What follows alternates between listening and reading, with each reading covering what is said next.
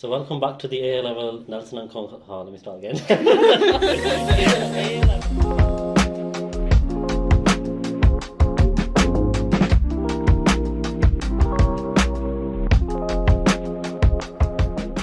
Hello and welcome back to the Nelson and Colne College A-level podcast. My name is Aqil and I'm curriculum leader for A-level sciences. And today we have some of our brilliant Year 2 A-level students who are going to introduce themselves, where you come from, and what A-levels you're studying. Hi, I'm Abyaz. I do A-levels biology, chemistry and psychology, and I actually moved here from Pakistan 2 years ago. Hi, my name's Habiba. I came from Sir John Thursby in Burnley, and I'm studying biology, chemistry and sociology A-levels. Hi, I'm Em. I study A-levels biology, chemistry, maths and an EPQ, and I came from West Craven. Hi, I'm Ray. I moved to the area from Scotland. I'm currently doing A-levels in geology, biology, maths and chemistry. Brilliant. So thinking about some of the motivating factors that made you want to study these A-levels. So we'll start with yourself.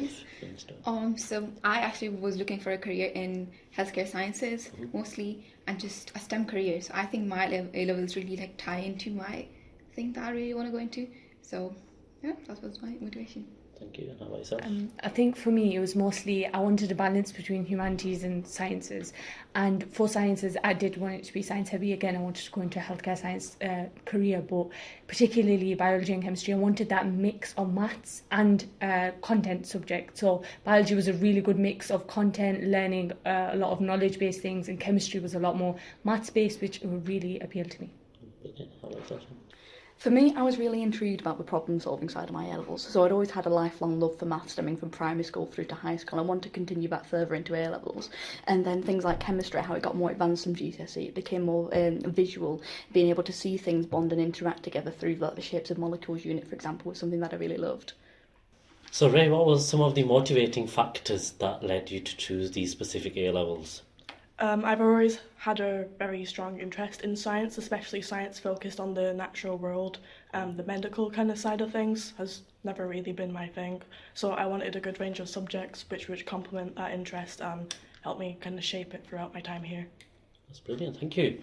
And then moving on, so how are we finding our A-levels at the minute as in studying these A-levels? I think it's amazing. I think it was a great choice for me to be choosing my levels, because along with obviously chemistry, that's really maths based and equations and all those things, I get to just take a break and go into psychology to study more of the behavior side of things. I'm actually really liking it. I think especially with the CAPs going on and the constant workshops, it's really helped me build up my confidence in my A-level subject, so it's good for me. Thank you. And yourself, Habiba? I think it's been amazing. It's been a huge jump from high school, but I've been able to adjust really well because of the support systems I have in place. For example, there's safeguarding in place, there's tutors in place that I can go to for support. So that jump was a lot easier. So I was eased in with workshops, with introduction lessons. And again, what Abyaz said about biology and chemistry being a lot harder content-based subjects, but it's manageable because you have workshops, you have teachers in the staff room there to support you. You just knock and they're more than happy to help, that kind of thing. And it's just been amazing. So for me, it's been a balance between academics and also being able to do extracurricular on the side as well. So what kind of extracurricular do you do at the minute? So at the minute, I'm taking part in Student Hub. So that's been my extracurricular. So Student Hub being stuff like helping set up the diversity day that we had, helping set up the LGBTQ day we recently had, and Ramadan iftar event that we're going to be having soon. So that kind of thing, just being able to take part in what's going on in the outer world of college as well as my A-level subjects. Brilliant. So Em, how are you finding studying your A-levels at Nelson and Colne College?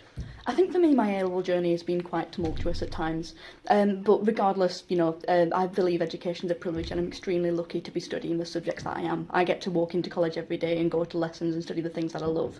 I came into A-levels. One of the reasons I chose the combination of subjects that I did is because I originally thought I was going to study pure medicine, and that was what I wanted to do for a very long time. But then through my more supercurricular things like my EPQ, I realised that I really liked the biomedical engineering side of things. I think my motivations for studying each subject stays the same, but the pathway that I want to take to do it was just slightly different. And I've had the support from my tutors, whether it be through UCAS or just any additional support I've needed throughout that journey. So overall, it's been an extremely positive one. I'm happy that I've had the support I've had to make that kind of discovery, and it's what I want to do at uni, and I'm beyond thrilled. I'm so excited to go on to do that later. That's great to hear. I definitely agree with what Em said about how my interests have kind of changed while I've been studying A-level. Like, before I took A-level geology, I'd never really done anything like that before, and now it's like my favourite subject. And even my biological and chemical interests have definitely changed as well. I've gone for more like a kind of zoological interest in biology, and now I'm thinking about focusing more on kind of the biochemistry, cellular level side of things, and in chemistry as well. I'm really enjoying the overlap between A-level chemistry and A-level geology, because like half of geology is just chemistry applied to rocks, and it's quite fun. Yeah, and that's great to hear that you're all really enjoying your A-levels. Abyaz, I know you mentioned moving from Pakistan, so how would you say the college supported you with that when you moved? I think for me it was like the best journey, because I met the best teachers, and I was introduced to you, I was introduced to Gary and Kirsten as well. So moving from Pakistan was a huge jump, so I had to actually enroll into A-levels foundation program, which I think is a great opportunity for like students who actually don't really get into A-levels straight away, so you can build up your skills. So I spent like 2-3 weeks there, and then I had to go through some exams, and I had to just basically prove my abilities and stuff. It was really nice because I was given a lot of guidance to move into A-levels, and then when I finally actually got into A-levels, I was met with amazing teachers, amazing workshops, like study groups, peer things. It was, I think I just found it really, really easy, and it was not like a huge thing for me. Good to hear. And Habiba, so what kind of skills have you experienced and learnt and developed as part of your studies? I think A-levels or any subject in general shapes you as a person. So you learn so much more than the curriculum. You learn what we call in sociology the hidden curriculum. Skills such as, yes, you learn lab skills, you learn how fire safety, you learn about Bunsen burners, but you also learn communication. You learn teamwork. You learn the biggest thing of respect. You learn how you now are going to be with a teacher who you're going to be with 3 times a week for 1.5 hours a day, essentially. And you learn to respect them, you learn to look up to them, and you learn to go where to go to for support, which is everything you need in the workplace. You learn about so much more than just coming on time and doing your work. You learn about putting effort in. You learn about independence. So from modules such as flipped learning that we are given to do individually, we learn how we have to do them even in workplaces. You get tasks to do on your own. The teachers are available to go to for guidance, or in a workplace your boss is there for guidance, but you get on with it, kind of thing. And you learn these sort of hidden skills, and they are very transferable into the workplace as well. Definitely. And how about yourself, Em? In terms of skills, I don't think I could beat what Habiba just said. I think she summed it up perfectly in terms of things like independence and yeah. And I know you're our governor for the student body, so Yes. how has that benefited your studies, would you say? Being student governor has been an absolutely fascinating experience. I've always been very interested in the way things run anyway. I've got a very big interest in politics. I was head girl in high school. I've always loved to have these kind of roles, taking kind of student voices and student opinions and making sure that they're reflected in the big decisions that come down from management. And it's interesting to see just all the work that goes into it and the decision-making progress, how rigorous things are here, and how everything has to be justified. And everyone puts so much passion into it too. Everyone who has their own little section, like your curriculum kind of thing, and the energy that you feel from it and the love that goes into it. It's a heartwarming experience to be part of. I just kind of sit in the meetings very much in awe at times of like, wow, you've put all this together, you've put in that work, and it's incredible to see that when it finally does make its way down. So I've loved that. And in terms of, I suppose, bringing that back round to skills, it's been priceless to see how then I could implement those kind of things. I love reading the documents beforehand. I think it's a really good way to stay organised. The way, like, for example, minutes are written, I would never would have come across that before, and I think it's just interesting. Like corporate abbreviations and stuff like that.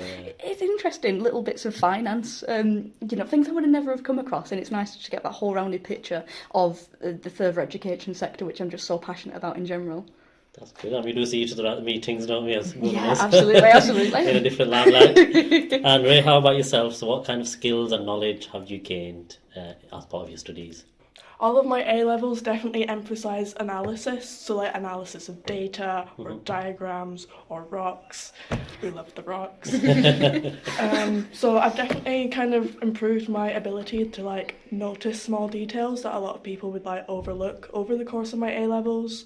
And also I think a lot of what Habiba said just kind of sums up a lot of the skills that people don't really talk about with A-levels, with like the independence, the dedication, the like finding effort at 9 o'clock at night to do the homework you're meant to be doing, even though you just want to go to bed and like not do anything.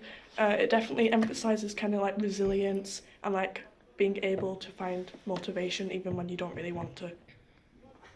That's good.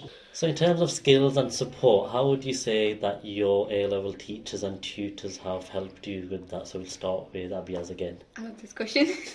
I think this is, I really need to talk about this. So first of all, I absolutely love the workshops that I held, because I think the timing is also really amazing, because it's like in the lunch break obviously, and then it's like 12 to half 12, so you don't really miss, like I know you hold like biology workshops, and then you get to choose whatever topic you want. You get like a one-to-one support from your tutors, which is amazing. But I know alongside this, a lot of people, they're not really comfortable with their tutors. So there's like study groups in psychology, in sociology. I think there are some sociology as well. Yeah. So I think it's really amazing, because there you get like a lot of peer support. You get to study in groups. You get to basically peer learning that we think is amazing. Yeah, 100%. I think workshops. I love the workshops. Brilliant. And Habiba, do you have anything to add? Oh, she explained the workshops. We love workshops. But it's a big thing of I don't know how to explain this in a better way than Abyaz has. It's the constant support. It's that thing that, yes, it feels a bit daunting when you look at a booklet and you're like, okay, yeah, we have to learn all of this. But then when you realise there's a staff room full of 7 or 8 staff members are completely willing to help you, you realise it's a lot easier.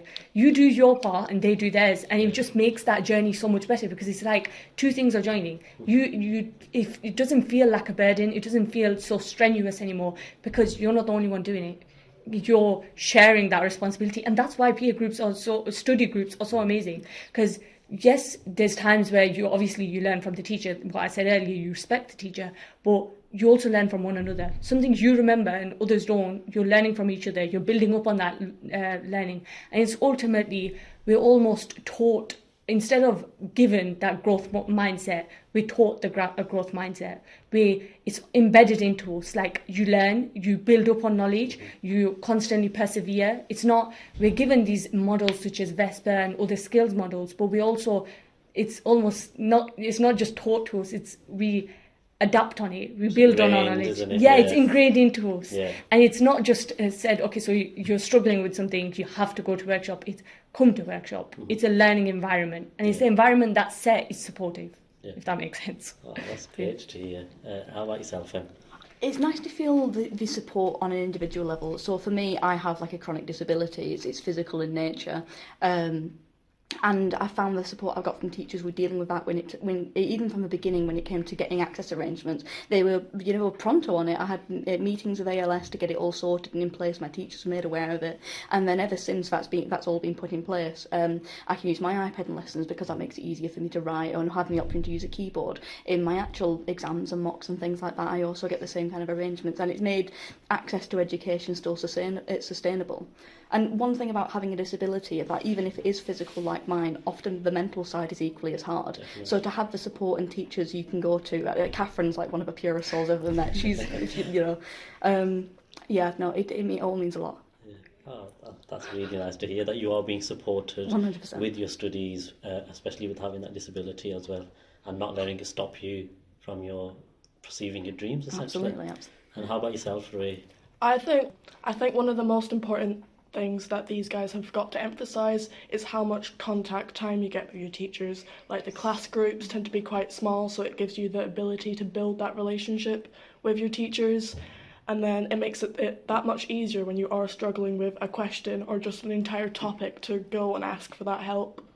Also, I think it's really great how If you just need a quick moment of support, like I don't understand this mark scheme, what is going on, you can knock on the staff room politely and you can just go in and get the help there and then instead of having to wait for a lesson. Like we only have 3 lessons per week for each subject, so sometimes it's easier if you're doing revision there and then to get the support then rather than wait for a lesson. Definitely. And as a teacher, we love it when you do come in and ask us questions rather than knowing that you're there struggling on your own. So it's really good to hear that, you feel comfortable in knocking on our staff room doors and coming in to ask us questions. Just linking to that, one thing that just came to mind is that all of our teachers are subject specialists. And it's not just that, it's that the vast amount of experience they have in their careers that they give to us when we're choosing our further careers is honestly phenomenal. Yeah. So Aqil in charge of pre-med. Sorry, forgot about that. Right. Aqil in charge of pre-med is just giving us so much support. Like all of our teachers, for example, Jack is done a lot of research, and on conference day we managed to get someone in that showed us PCR, which is a polymerase chain reaction technique, gel electrophoresis. And honestly, we had that recently in one of our biology mocks that came up, and I could hear Jack in my head teaching us how to do it because we'd had the hands-on experience, that lab experience. And it's phenomenal because you get to see 2 sides of things. You get to see, okay, this is the content you learn it, books, paper, pen. You get to learn this is the outside world. This is groundbreaking research that a lot of our teachers have done. This is amazing. So, for example, Sajad has done a lot of research as well into bone cartilage that I know Ems knows a lot about. She loves her research, and it helps us with our EPQ, so our extended project qualifications. It helps us choosing careers. It just helps us in subjects a lot more when you understand it and when you're able to get when you're able to see a subject specialist talk about their experience. It helps you. It makes it a lot more memorable, your journey. So I think that's a huge amount of support that we get. Yeah, I mean, to build on that, it's even down to the smaller things. And one of the things Catherine mentioned with the lab experience is being a small woman in STEM, how things like lab coats might not have fit because they're all built for men, or how machines might be catered for taller people. And I think that's just really fascinating to know that, it's something you might not realise until you're actually in that environment, but it really sticks out and it's extremely memorable. And we do have vast experiences that we really want to share with our students. And that's something that we do try and incorporate into all our lessons. Habiba, you mentioned pre-med, so for those people listening that don't know what pre-med is, could you just give a bit of a description? Pre-med, okay, so how do I put this in a short way? So pre-med is, I'd say, my saving grace when it came to applying to medicine. So I've, this is probably going on to a further question, but I applied to medicine and I've currently got 2 offers, one at Aqil University and one at Holyoke Medical School to study medicine, and I couldn't have done it without pre-med. So obviously you have a little bit of experience, you have a little bit of knowledge, what is medicine, you know what the career is. Pre-med gives you a reality check in the best way possible. So it gives you an honest reality check. It makes you realise these are the steps to achieve your dream. It goes a lot more beyond, okay, I want to be a doctor, a doctor's an amazing job. You get in real life doctors, you speak to them, you see the process firsthand. And not only does it make it easier, you're sharing a burden. Because you have a group of 15 or 20 students in that, even more a lot of the time.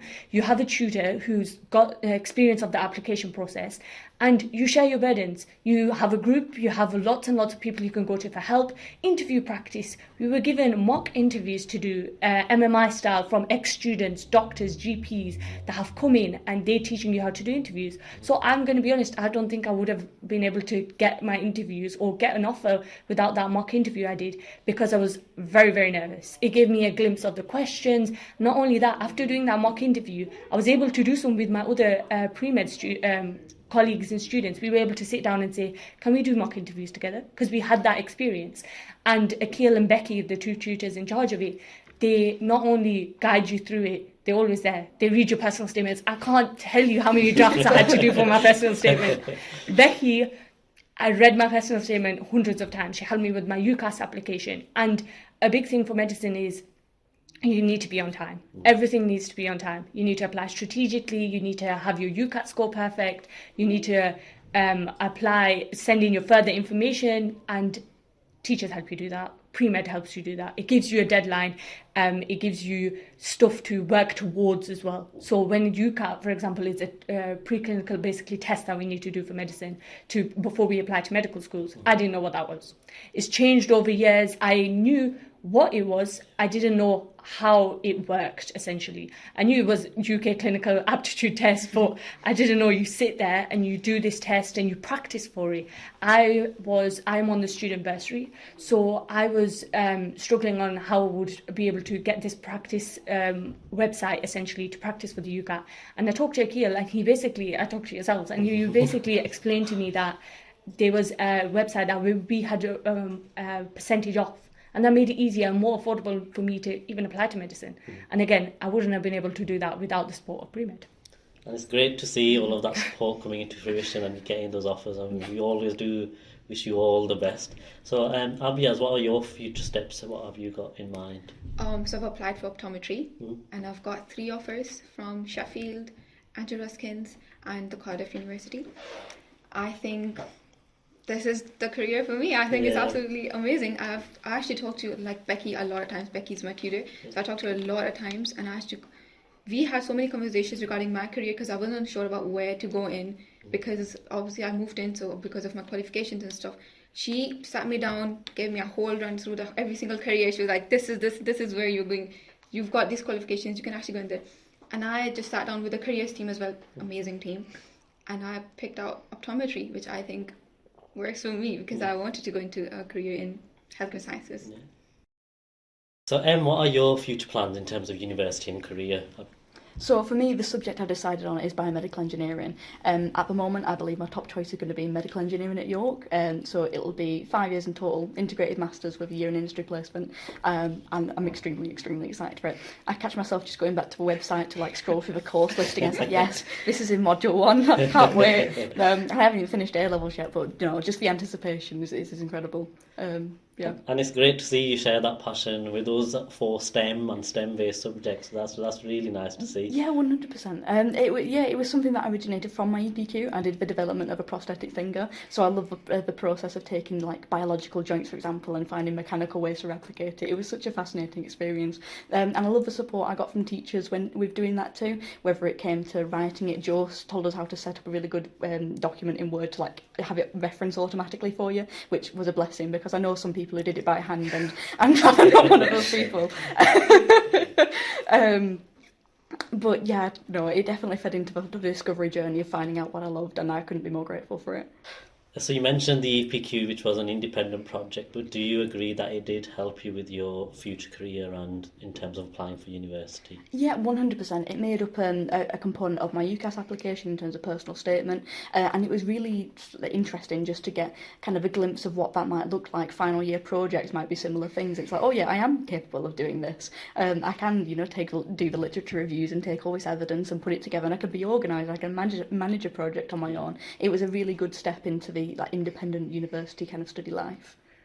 Thank you. And Ray, future career, university prospects, what are we thinking? Well, I applied for natural sciences because I realised during my A-levels that I don't want to pick one thing. I want to do everything at the same time. Yeah. I guess I'm just indecisive. But yes, I've received 3 offers for natural sciences so far, including from University of Cambridge, which I'm hopefully going to get into. Results day will be awful if I don't, but you will. Positivity, come on. But yeah, I really want to go into research after doing my undergraduate, and hopefully into something really important like in microplastics or human health. Great. So you're probably having a bit of a full circle moment now. You're coming towards the end of your year 2. So thinking about these new year 11s that are joining, I want one piece of advice from each of you that you would give to a year 11 student. So I think if I was in year 11 myself, I would really need this advice, which is basically, it's okay to be scared. It's okay if you're confused. Talk to your teacher. It's okay to talk to your teachers. It's okay to talk to your tutors. Just take them into confidence. It's fine. It's going to be all right. Mm-hmm. Yeah, research. Habiba? Do it. Don't hold yourself back. Don't let yourself hold yourself back. Don't let your emotions hold yourself back, especially when you're applying for something like medicine or any of these STEM subjects. They're hard. A-levels are hard, but you can do it. You need to believe in yourself. It's as simple as that. It's being able to understand you have the capabilities And everyone around you will reassure you, you can do it. The only thing holding yourself back is yourself. Have that growth mindset, be able to achieve. And your teachers, again, what Abyaz said, they're there to support you. Everyone is there to support you. You can do it and you will do it. It's that full circle moment. You watch yourself achieve and you will achieve. So don't hold yourself back and just dream big, I guess. Yeah, that's it. Yeah, very similar thing to what Abby has said. It's okay to fail is something that I don't think I would have quite realised elsewhere. I came in here from GCSEs myself, wanting to get all 9s, and heaven forbid I got a few 8s, and it was a complete end of the world to me, even if I still did get mostly 9s. But I originally started off doing 4 A-levels. I started off doing further maths too, so that would include doing A-level maths at an accelerated rate to complete it all in 1 year. And I found that I didn't really cope with that too well. I liked having more freeze so I could take things slower and get more of a deeper understanding rather than getting through a lot quickly. And I got to a point where I had to accept that this isn't how I want to work, but to me it felt like the biggest failure. But after talking to Paula about it and getting the switch to do normal, just go back to doing A-level maths in 2 years, I'm so much happier, I'm so much more comfortable. I'm getting what I wanted out of my education, and I feel like that was such a valuable thing to go through, and I think it's a priceless kind of message you can take with you the rest of your life. I no longer have such kind of, what many would argue, a very toxic mindset surrounding my grades and being defined by some weird letters on a paper. So 100%, it's always okay to fail. You don't have to do everything perfect first time. I agree. And yourself, Ray, one piece of advice? If you're taking biology or chemistry or both, I would say the first few topics you cover in A-level on both of those subjects are like the principles of the subject. Like in every exam question, it's going to come up somewhere. So if you apply yourself in the first few months, you're going to be fine. Right, so thank you so much to our great students, and thank you so much for listening to this episode. And if you'd like to be part of this wonderful family that we have at Nelson and Colne College, please do visit the website and apply, and hopefully you'll be able to experience all of this wonderful support soon.